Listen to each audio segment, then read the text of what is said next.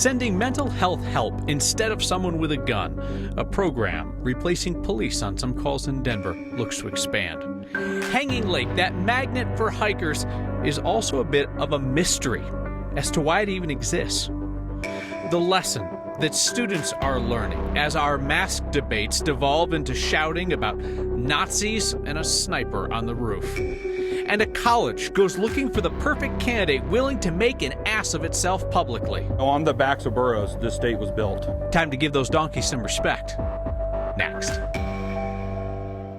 Some 911 callers want and need help from an armed officer. In other cases, we have seen and police acknowledge the last thing the situation calls for is someone with a gun.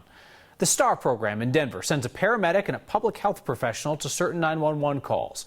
Full disclosure, Next viewers help fund that program's nonprofit side during the startup stage through Word of Thanks. The STAR program's leaders now want to expand, and they say they have the receipts to prove their approach works. Here's Marshall Zellinger. The STAR van has responded to 1,600 calls since June last year, sending a paramedic and mental health professional instead of a police officer to specific types of 911 calls. Welfare checks, syringe disposal, suicidal crisis where someone is not in imminent risk. Carly Salon is the STAR operations manager. The support team assisted response does not currently cover all of Denver. Right now, one van is available in Denver Police District 6, downtown, Monday through Friday, 10 a.m. to 6 p.m. The program is seeking to expand. More vans, more teams, covering all of the city, eventually 7 days a week, 6 a.m. to 10 p.m. We hope to have 6 by the end of the year, and that should certainly be able to cover the need of the city. Out of 1,600 calls, police have only been needed twice. It suggests to me that we are appropriately responding to behavioral health concerns as they're coming into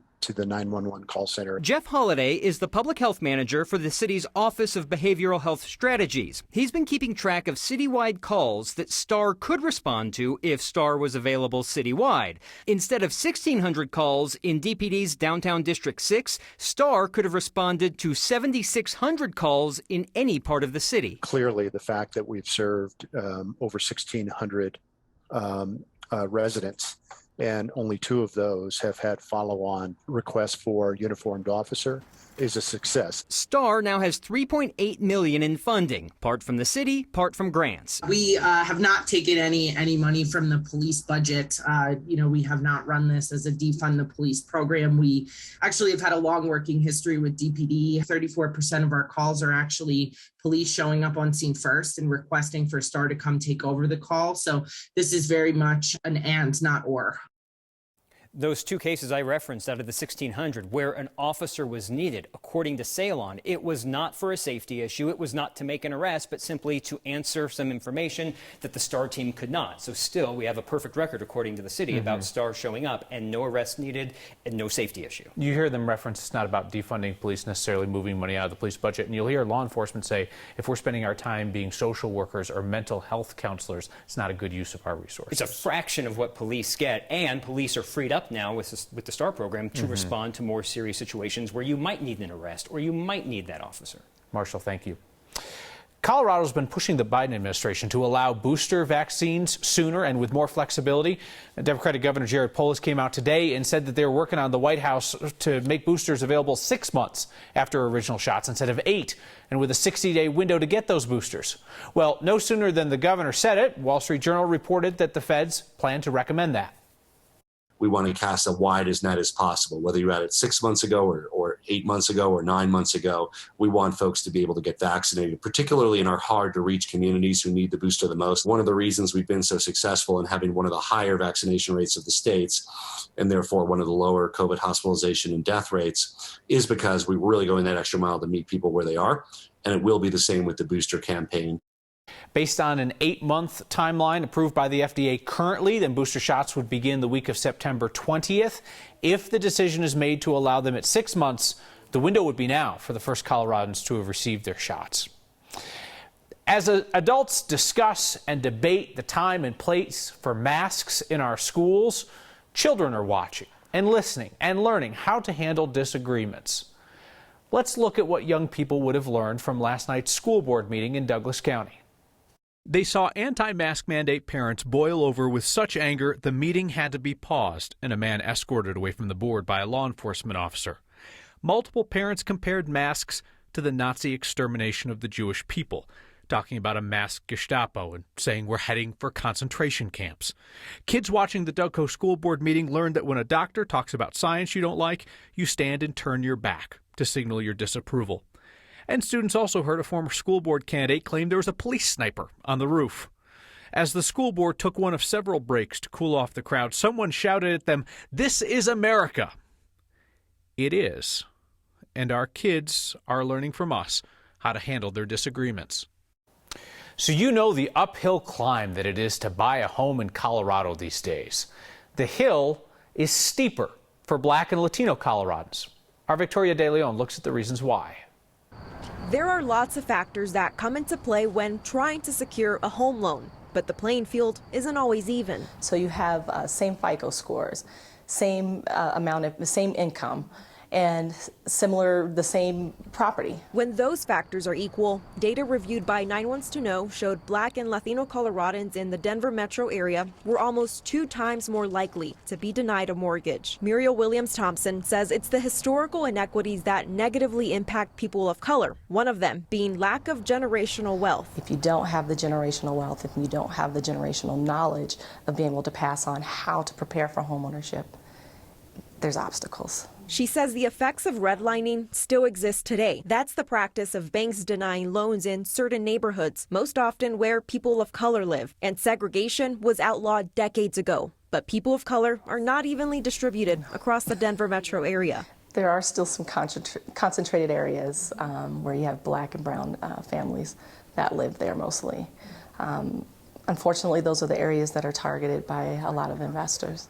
There's a lot of gentrification going on in the city and county of Denver. Sam Cardenas, a real estate broker, says gentrification plays another role into the cycle that makes homeownership difficult for some Black and Latino Coloradans to obtain. Another reason, he says, is historical mistrust in banking institutions. There's a large segment of the population that don't trust banking institutions, and they have mattress money, where they save their money, they have savings, but it's just not in a bank. Both realtors agree. It's a nation's history from the past that leaves lingering hardships in the present.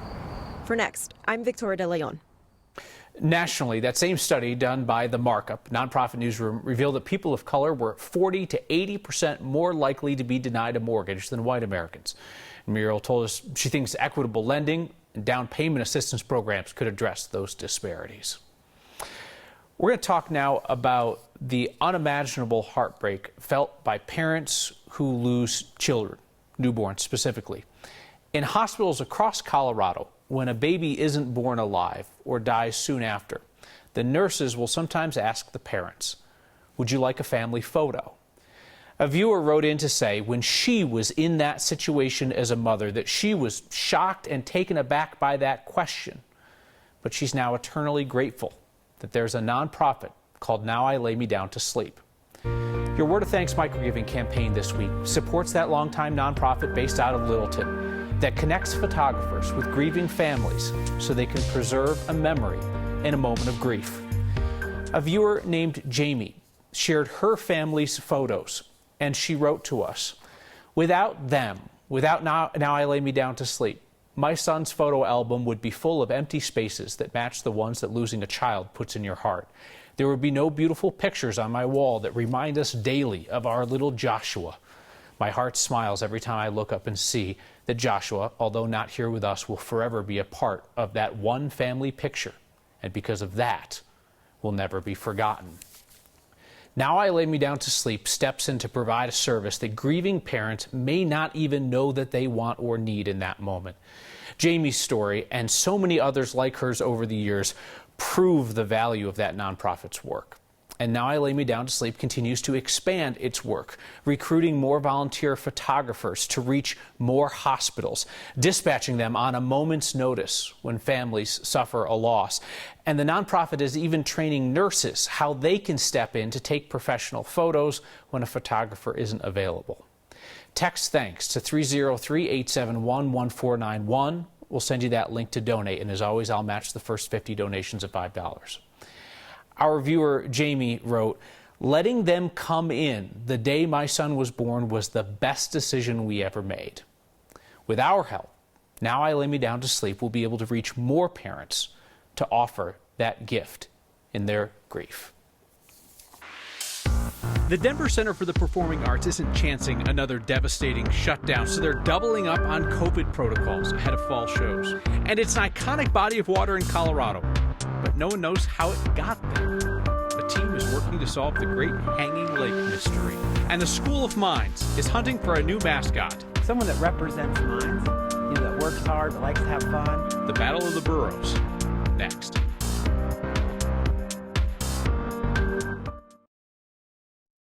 One of Colorado's most popular hiking trails is getting a rest right now. Hanging Lake survived a wildfire last year only to get surrounded by mudslides in Glenwood Canyon this summer. So the trail there is closed. And the lake water, which is muddy after the slides, is now clearing. Our Steve Steger got a look at the state of Hanging Lake and talked to scientists trying to keep it clear for when Coloradans return. The Forest Service is conducting our initial assessments of the trail. Not many people have been up here yet. Just more soil and rocks. Not since the mudslide sent debris just rocketing into Glenwood Canyon and all over the trail to Hanging Lake. Bibi Supukti is a forestry technician with the Forest Service, seeing all of this destruction for the first time. Mother Nature is its own force. The hike is a bit treacherous, but the payoff is still incredible. I am amazed and happy that, the lake is pretty much preserved up how it looks like before. We see now clear water flowing over the waterfalls. Justin Anderson is a hydrologist here and says even with all that crud that shut down the highway and the trail to Hanging Lake, the lake seems to have missed the worst of it. The water is returning to its beautiful blue-green shade from before the mudslides.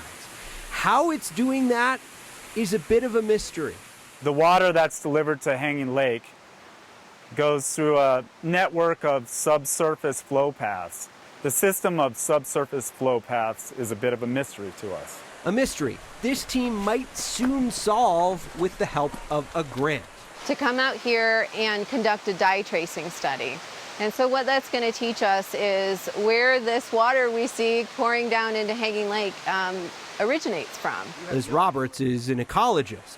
She says while they have an idea where Hanging Lake's water comes from, this will help them narrow it down even more and perhaps take steps to make sure this lake stays beautiful as the nature around it does its thing. It's always been on our list to do, but it seemed more pressing after the fire, especially protecting this whole area. This whole beautiful area.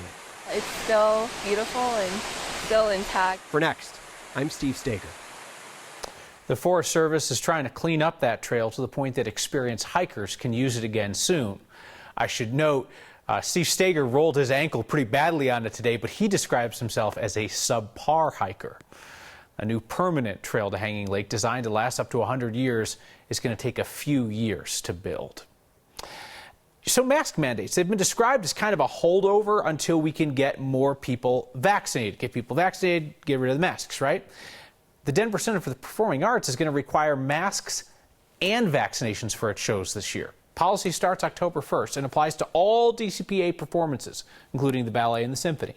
Anyone 12 or older must be fully vaccinated before attending a performance. Anybody older than 2 has to wear a mask inside. Children under the age of 12 have to show a negative COVID test to get in.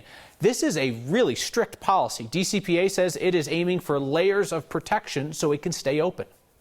The discussions really stemmed from the fact that now we have the breakthrough variant. And so it's hard to know if a person had been vaccinated, if that was enough. And so we wanted to do as much as we could to protect the health and safety of folks in the theater. Performers, they'll have to be vaccinated too. No masks, obviously. Crews backstage, vaccinated, and also masks. I'll have what the Hawk One Table Over is having. Are you sure about that, sir? And let's give donkeys the respect they've learned by helping to build Colorado. Donkeys are amazing because they are so smart and so stoic. The competition to become the next mascot of one of the best D2 football teams in America. Next.